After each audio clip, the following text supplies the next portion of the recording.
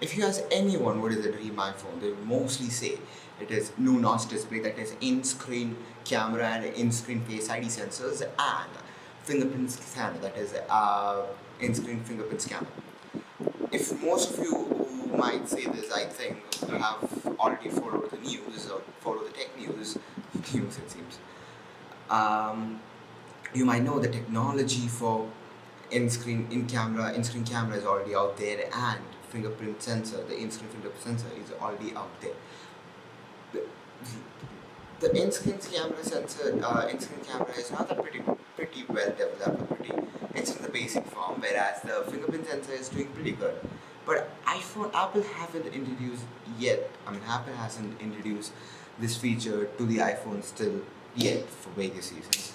I think one of the main reasons, as I talked about Apple in many other previous videos, is they like to be perfect rather than adopting first people to adopt the new technology, which has upsides and downsides in the topic another day. My point is, this is what is exactly going to be the iPhone 16 is going to launch in 2024. September 1st week, because that's when mostly Apple launches their iPhones. I don't want to talk about the iPhone 16. It's pretty well out on the web. I put a good article in the description if you want to know more about it. I want to talk about tech rumors and how companies are trying to cope up with it. As we're talking about the iPhones, let's first get into Apple. How Apple kind of use tech rumors and how they deal with it. Apple is a company. They like to have control. Control is necessary. That's the first thing in their books. We need control. That is upsides and downsides. I remember when I see my favorite creators such as Marcus Moundy and Arun from Whoismr.r, when they were small, when they watched an event, particularly an event, they don't know what is going to introduce, what are they going to say. But unlike us, the Gen Zs and a little bit of when the supply chain got complex and all those innovations, we know exactly what's going to happen when the event comes up, because we are following the news. We are the tech enthusiast, so we are following the news. It has its upsides and downsides again. It's kind of a big flex if you're watching with your friends, like, oh yeah, they're going to introduce the iPhone, or they're going to introduce the HomePod, and they're like, how do you know it? I'm like, I know that is a big flex, but the flex aside, I think it has, yeah, but there's another argument can be made that the event has been spoiled because of tech rumors, but I won't necessarily support them, because it also, that enthusiasm we have to make sure that the rumors we heard was right is also kind of attracted to us to watch the event. You got my point? Whereas OnePlus on the other side, or nothing, Kyle Pay's company, Kyle Pay founded OnePlus, and now he found nothing, actually. Nothing. So nothing. They actually do not do nothing. I'm just kidding. This joke is old. So how they take up the tech rumors is about they purposefully leak them to create hype. Hype is very important. Apple likes to do not try to create hype. They want us to see how they want to see the product. That's one of the reasons why Apple likes to control. They have the control over themselves. They want to know what we think.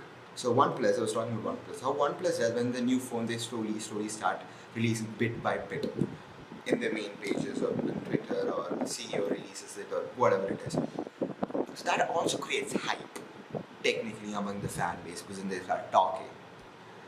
And one more thing is, tech rumors is not going to go away. How much of the tech companies try to stop tech rumors is not going to go away, because it's a very big market. I didn't find a correct estimate. I found somewhere around 10 to 20 million. Just take a grain of salt, because I found it in forums and I took an average of whatever I saw, but I don't think it would be 10 million or something. But let's keep it at 10 million. Not sure. Do not take this number. Might not be perfect. That 10 million market, and our supply chain is so complex. If a company X wants to keep the product safe, secret, it's possible, because Tesla has done it. Because when they introduced the Tesla Roadster and the Tesla semi-truck, even no one knew it.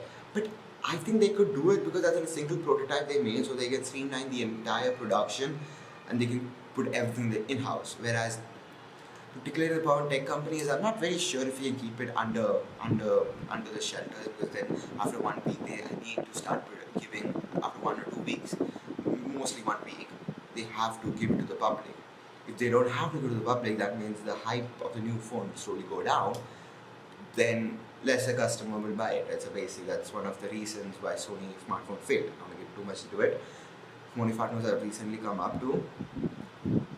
So it's so my point is, tech rumors is a good thing and a bad thing. I personally kind of like tech rumors because it gives a perspective of what's going to come in, and make my mind clear before seeing that event, and kind of getting not manipulated by the beautiful words used by the tech companies. Because come on, let's get it.